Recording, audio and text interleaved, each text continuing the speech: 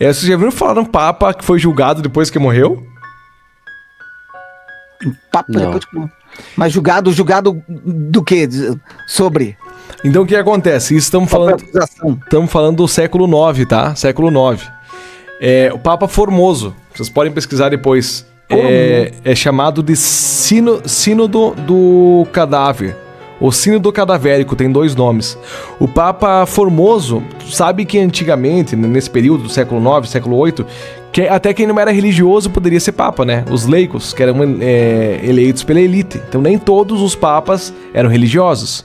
Por isso que tem assim, o papa fulano fez isso e aquilo. Porque não necessariamente ele era religioso. Ele foi eleito por uma questão política, entendeu? Mas era um poderoso. Era poderoso, claro. Não poderia eu chegar lá e falar, pô, eu quero ser papa. Aí não, tem que ser um cara... Tem que ser um cara, naquele período sim. Porque tinha como eu posso dizer assim, a coroa, o rei, o imperador, enfim, era quem tinha uma voz ativa ali, entendeu? Enfim, e aí ele fez parcerias com alguns inimigos de Roma no quesito de expandir a igreja e aliviou a barra de impostos em outros locais e assim por diante. E quando ele morreu, o sucessor dele era muito conservador, compactuava no sentido mais com os ideais nacionalistas da época e também com seus ideais próprios, tá? E aí ele fez assim, não, vamos fazer um julgamento, tipo, fazer popcorn, vamos fazer um julgamento, e ainda mais eu tô de vermelho, o pessoal já vai assimilar uma coisa. Bom tocante aí, Vamos pensar que tá com o colete no uniforme da seleção brasileira. Eu acho que sim. E aí... 01, 02... Até um pouco mortadela aqui. Mas enfim, voltando aí... Então assim, daí vamos fazer um julgamento.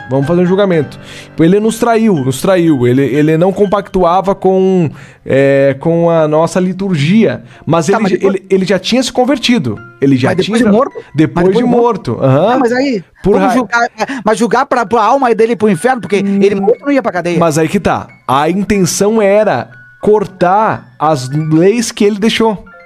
Tipo assim, ele quis canonizar uns santos que fossem da ideal dele, umas normas dele. Daí o que eles fizeram? Desenterraram o corpo dele 7 meses depois que estava morto e colocaram sentadinho lá no tribunal, cara. Mas não é verdade, cara. Era igual aquele lá, o que foi lá daquela senhorinha que foi levou o tio lá. O tio Paulo, né? E por aí vai. É mimo, cara. Um empréstimo. Mas aí ele tava lá, mas aí ele não podia nem se defender, coitado.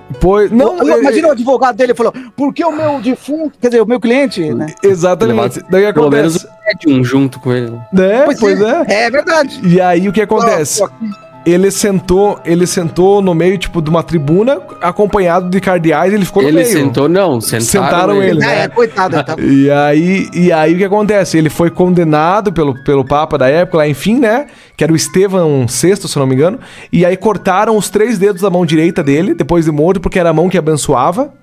Meu Deus. Tiraram aí pegou prisão perpétua lá no cemitério. E olha só, tiraram as vestes dele. Mentira, cara, não. De papa. Vestes? Não, as vestes papais, né? E aí jogaram ele no rio Tribo, que é o rio um dos mais famosos de Roma. Jogaram o corpo dele ali. Aí um pescador, um cidadão lá, achou o corpo dele e enterrou, com uma maneira de respeito.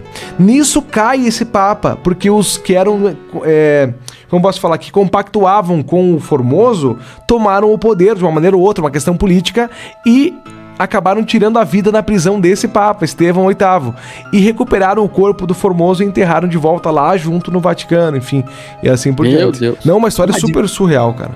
Mas o Papa devia estar já no estado... 7 meses, né? 7 meses aí depois de tá... 7 meses? Só morto muito louco, colocaram um óculos lá e ficou lá de boa, né, cara? Mas não pode, cara. Não é Exatamente. possível, cara.